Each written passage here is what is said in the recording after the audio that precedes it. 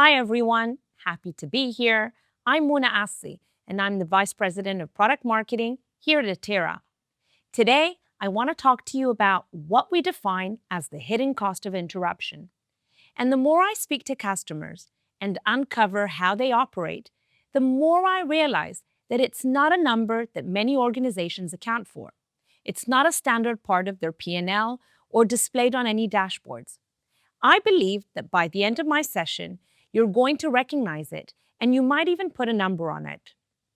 What we're talking about is what happens to your business when the systems that are supposed to support your people end up becoming the things that slow them down, that interrupt them, that quietly drains the one resource that actually cannot be brought back, their time and their focus. But before we get into any of the data, I want to anchor this in a principle, because the data makes a lot more sense once you have the framing. Eliyahu Goldratt wrote The Theory of Constraints back in 1980, and the core idea was very simple.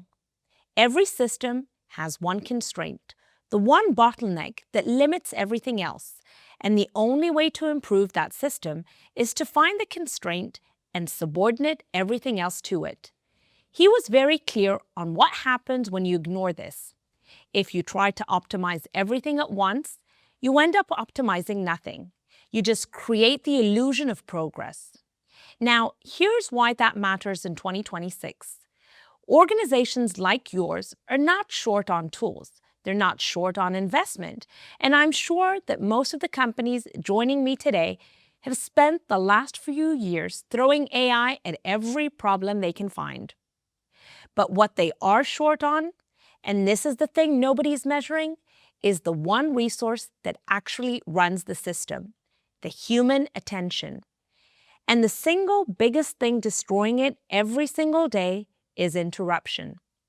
I want you to think about a factory floor back in the days. The constraint there was physical. You could walk onto the floor and point at it. The slowest machine on the line, the one where everything backed up, you could actually see it and eventually even fix it. That constraint has shifted. It's not a machine anymore. It's not a server or a network. It's a person trying to do their job.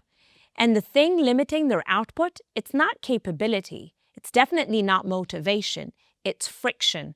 Constant, low-grade daily IT friction that interrupts the work before it ever finished. And here's the irony that I think about a lot. The tools that we gave people to help them work, the devices, the platforms, the systems, those are now the primary sources of that friction. We built the bottleneck, and we called it productivity software.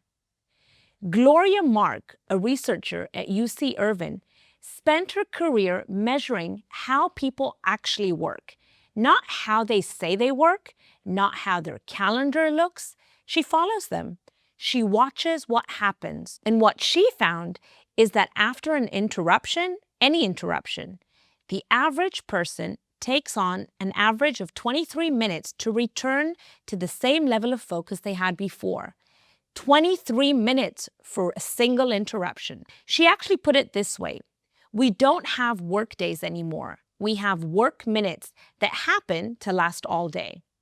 And when I first read that, I thought about every person in a 1,000-person organization who gets interrupted, probably at 9:15 in the morning, by a system that's not working, and then again at 10:30, and probably again after lunch. None of those recovery periods appear anywhere. They're just time gone. The cost is real. It just does not have a line item. Here is the framing I want you to hold on to for the rest of my session. When a system goes down for 4 minutes, your monitoring tools log 4 minutes. If anyone's even looking, that's a number. 4 minutes of downtime. But the person who was interrupted did not lose 4 minutes. They lost 4 minutes of downtime, plus however long it took to get back into work. So basically, based on Gloria's research, that's closer to 23 minutes for a 4-minute outage. Now scale that. 1,000 employees, multiple interruptions a day, the invisible bill starts to look like a budget line.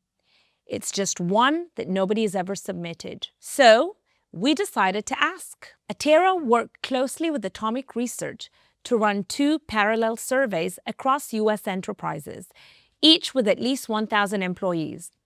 One survey went to senior leaders, both business and IT, and the other went to their employees, full-time, non-IT teams.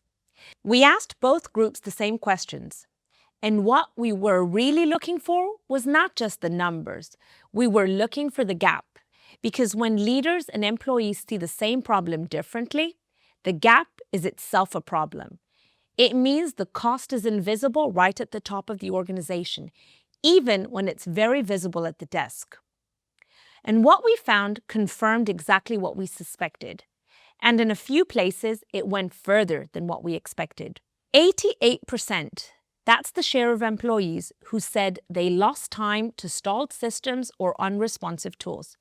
Not every now and then, every single day. That's the baseline. 70% said it costs their company at least $100 a week per person. 36% put the number even above $200. Do the math on a 1,000-person organization. At $100 a week per person, you're actually looking at $5 million a year. And that's only the direct time. That's only the first bill. The recovery time, the workarounds, the decisions that got deferred because someone lost the thread, none of that is in those numbers. The cost is already in your business. You're just not counting it yet. This is the number that stayed with me.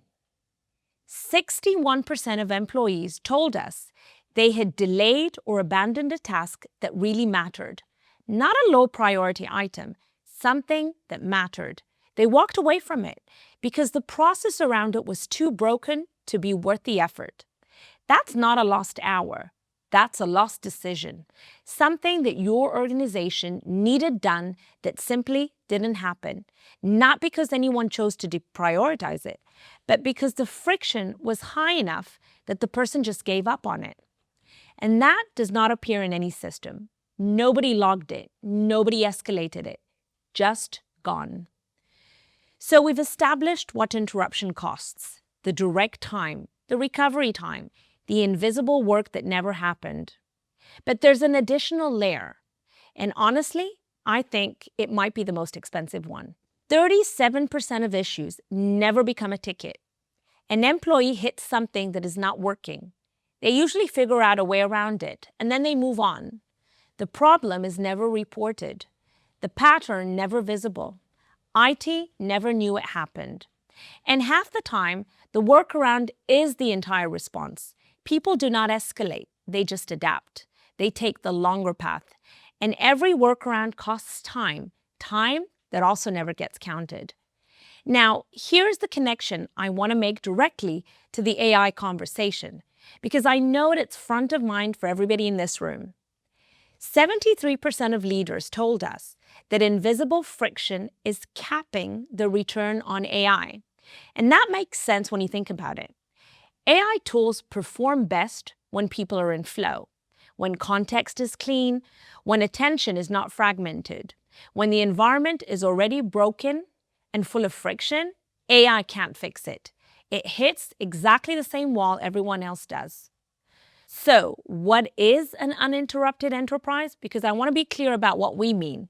It's not an organization with zero IT issues. It's not perfect uptime. Those things are great. They are not the definition. An uninterrupted enterprise is one that has made a deliberate choice about what it is protecting. It has looked at its systems and asked, are these subordinated to the real constraint? Are they designed to protect human attention? Or are they generating friction on the other side without anyone at the top noticing? That is Goldratt's principle, applied to the modern enterprise. Find the constraint. Subordinate everything to it. In 2026, that constraint is human attention. Build around that. I want to be careful here because uninterrupted doesn't mean silent. There are interruptions that are actually the work. You know, the conversations that reframe a project, the call that surfaces something nobody had seen. Those are valuable. You want those. They are not the problem. The problem is the other kind. The system that times out mid-task, the printer that has not worked properly in 2 months and everyone just works around it, the ticket that goes nowhere, the friction that is so constant and so ambient that people have stopped reporting it because they've just accepted it as the background noise of their workday. The uninterrupted enterprise draws a line between those two things. It designs out everyday friction, and it protects the attention that's needed for the interruptions that are actually worth having. But here's the good news. Your employees are already there. 57% are comfortable with AI handling routine, background work right now. The high-volume, low-judgment tasks that are also the most interruptive. And that is exactly where the waste is worst. And that's exactly where they want AI to step in. 33% said their trust in AI grows when AI removes friction, but only 11% said it grows when AI makes decisions for them. That gap is important. People are not asking AI to take over. They're asking it to get out of their way. They want less noise in their day.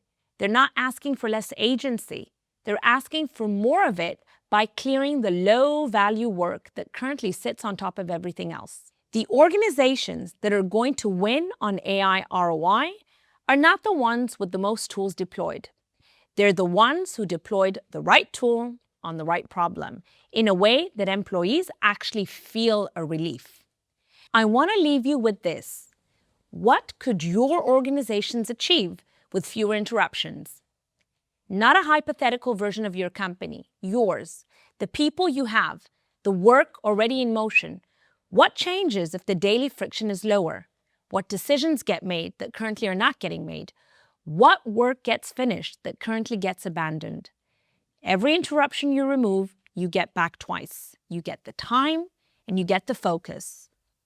Those are not the same thing. Time is finite. Focus compounds. And right now, most organizations are letting both drain away without tracking. The organizations that get ahead of this are going to have an advantage that does not show up in a benchmark report. It shows up in what gets built, what gets shipped, and what gets decided. Let people work. That's the whole argument. Protect the constraint that actually moves the system. It's not your uptime. It's not your ticket resolution time. It's human attention. And right now, most enterprises are not protecting it. Thank you.